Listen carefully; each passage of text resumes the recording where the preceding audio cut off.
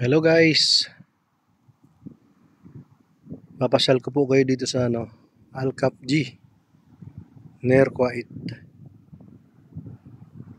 Dito tayo ngayon sa beach, sa kahabaan ng beach ng Al-Cap G. Ayan, ayun, higit ilaw na yon, Al-Cap G yan. Sa unahan yan, nandyan yung Kuwait. So guys, ikot tayo rito.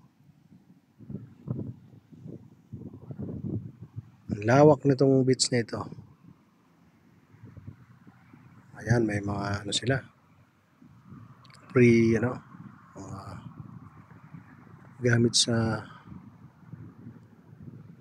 pag-exercise. So ito naman yung gamit natin. Ito yung bike. Ayan, okay. Guys, tutor ko kayo. Okay?